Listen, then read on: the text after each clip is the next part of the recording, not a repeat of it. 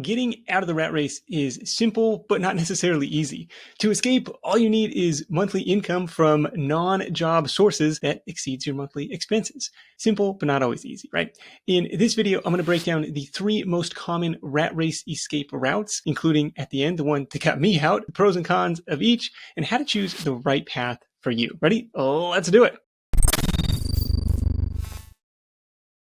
Remember, your freedom equation is to have non-job income that exceeds your monthly expenses. The 3 most common ways to generate that are traditional investments, real estate, and entrepreneurship. These are in contrast to, and maybe more realistic than, the paths that some people bank on, like an unexpected inheritance, a lonely Nigerian prince, or winning the lottery. Step 1 in escaping the rat race is to figure out your actual monthly expenses. How much does your lifestyle cost?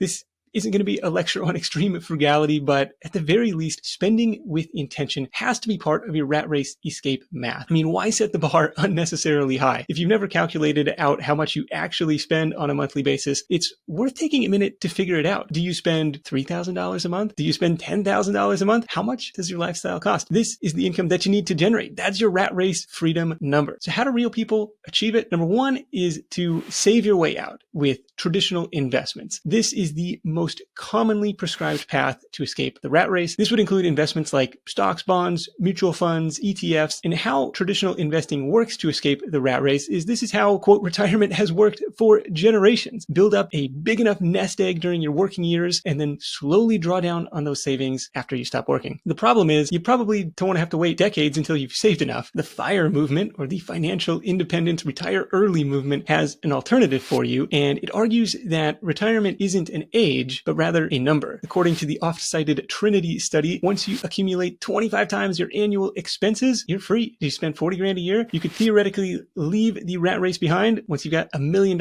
in the bank, or rather $1 million in traditional investments, and just live off dividends and share price appreciation for decades. If you spend 100 grand a year, you're going to need 2.5 million. Traditional investing comes with several advantages. First off, these so-called paper assets are accessible to just about everyone. You can even invest right from your phone with apps like Robinhood, and they'll even give you a free share of stock to get you started. Stocks, bonds, mutual funds, ETFs, they're also highly liquid, meaning you can buy and sell them quickly. And over the long run, they've historically performed very well. Like benchmarking 7 to 9% annualized returns wouldn't be unrealistic. The big drawback here is trying to get out of the rat race with traditional investing either takes a lot of time or a lot of money. Despite enthusiasm from the FIRE community, the truth is, unless you have a wide margin in your personal finances, that being the gap between what you spend and what you earn, there's really no shortcut to building up that nest egg. Plus, should any unexpected expenses pop up during retirement, your assumptions about withdrawal rates might be thrown out the window in a hurry. Now, who is traditional investing best for? I think this is the best path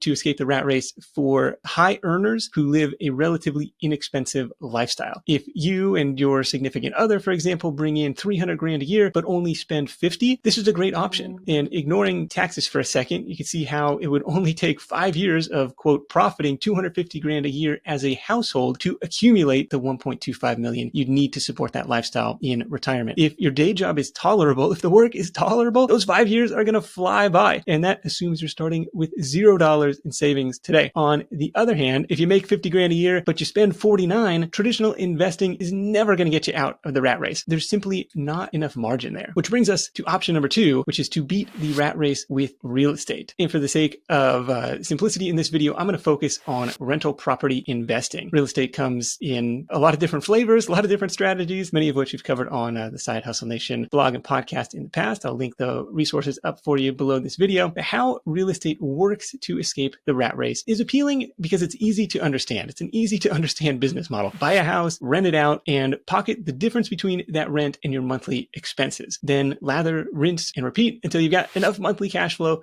to quit your job. For folks like Dustin Heiner, that was around 26 properties and 15 grand a month in reliable cash flow. He retired at age 37 and supports his family off the income from this rental property empire. Invest with that monthly cash flow in mind and use it to start slowly chipping away at your own living expenses. Rental property investing can accelerate your climb to financial independence in several important ways. First, you can take advantage of leverage, that is borrowing money. In contrast contrast to traditional stock market investing, like we talked about a moment ago, where 20 grand buys you 20 grand worth of stocks, that same $20,000 in real estate could be used as a down payment to buy $100,000 or more worth of property. Then you can pay down that loan balance with the rental income that you receive over the next 30 years. It's other people's money, right? The next big advantage of real estate is appreciation. As you know, houses tend to cost more today than they did a generation ago. By owning those properties, you can capture this appreciation when you go to sell, or you can borrow against the equity in those houses to fund future acquisitions and keep that snowball rolling. Third,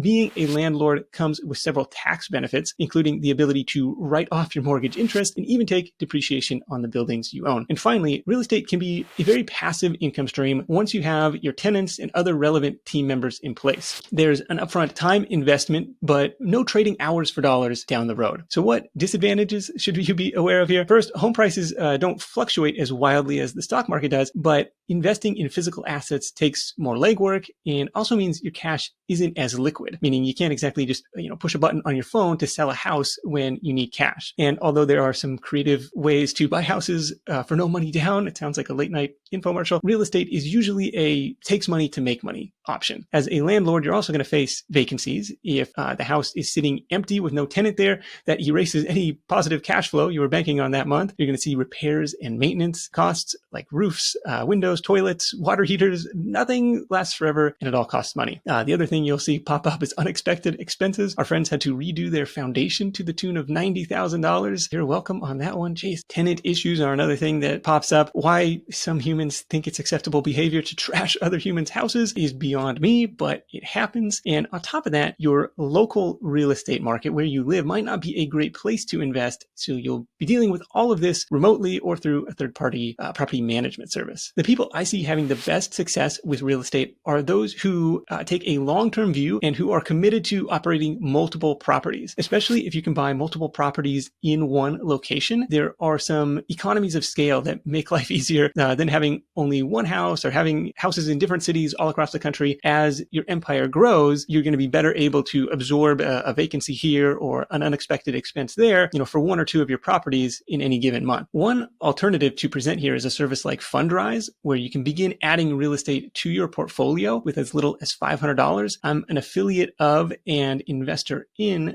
Fundrise and have been for several years. Their model appealed to me as a way to benefit from real estate in a way that's diversified and totally hands-off. To learn more, you can find the direct link in the description below this video. But just like traditional investing, real estate can and does work to escape the rat race if you have the patience, the capital, and the fortitude to stay the course. Still, there's another rat race escape path you need to know about, and that is number 3, escape the rat race with entrepreneurship. This is how you can get your way out by building your own business. If you take a look at the Forbes 400 list of the richest people in America, one thing should stand out. Most built their wealth through entrepreneurship. And even if you have no aspirations to build the next Amazon, the next Facebook, I certainly don't either, but building a business is a realistic way to break out of the 9-to-5 grind. That's how I was able to walk away from corporate America years before starting Side Hustle Nation. Entrepreneurship has helped hundreds, maybe thousands now, of friends, Side Hustle Nation readers, Side Hustle Show listeners do the same. We tend to overcomplicate entrepreneurship, but I'll try and break it down here. A business is simply a system that solves a problem in exchange for money. It's a problem-solving machine. And the good news is we are all natural-born problem solvers. That's what we do all day, every day. That means to come up with a business idea, you need to come up with a problem. Think of what frustrates you. What are the headaches or challenges that you've overcome in your own life? What do other people complain to you about? Because on the other side of those problems, there might be a business idea. The solution is usually going to take one of 3 forms. Number 1 is a service that makes that problem go away. For example, if you got a dirty house, you can hire a house cleaning service. Number 2 is a product that makes that problem go away. If you got a dirty house, well, you can buy cleaning products. And number 3 is content that makes that problem go away. This is the audience building business model. If you've got a dirty house, well, you can go watch YouTube videos about how to organize and optimize your space. And when the money from your solution starts to exceed your living expenses, that's when you can say goodbye to the rat race. I break down these 3 business models in detail with lots of examples in my book, The Side Hustle: How to Turn Your Spare time into $1,000 a month or more. It's free on Kindle. Check it out. I'll link it up below. You'll also find tons of side hustle ideas and examples throughout this channel and on sidehustlenation.com. So what's so great about entrepreneurship? Building a business is unique of these three paths in that your primary investment here is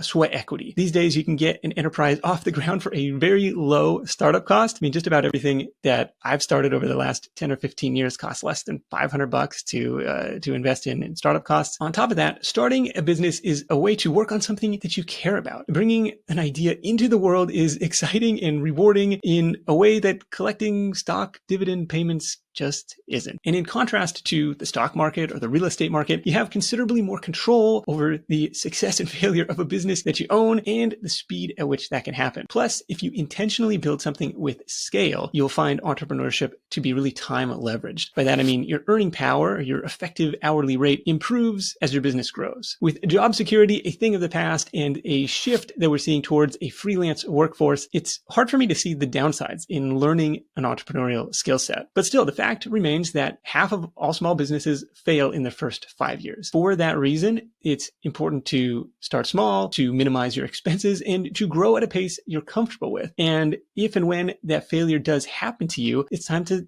dust yourself off and start again. Building a business can be labor intensive, and many entrepreneurs will find themselves in the trap of working in the business rather than on it. They feel like they've built themselves a job, only one with a really demanding boss that's even harder to walk away from. I believe entrepreneurship is the most realistic rat race escape path for most people, but especially for those who don't have the quote golden handcuffs of a great paying job, who aren't afraid of failure, and who maybe are a little impatient. Entrepreneurship appealed to me because I couldn't really fathom the reality of working at a corporate job for the next 30 years. There had to be a better way. And there was. And there is for you too. Check out the resources below for more free side hustle ideas and a special offer on my Start My Side Hustle workbook, which is designed to take you from no business idea to your first job-free income. Thanks so much for tuning in. Make sure to subscribe for more money-making ideas. Cheers.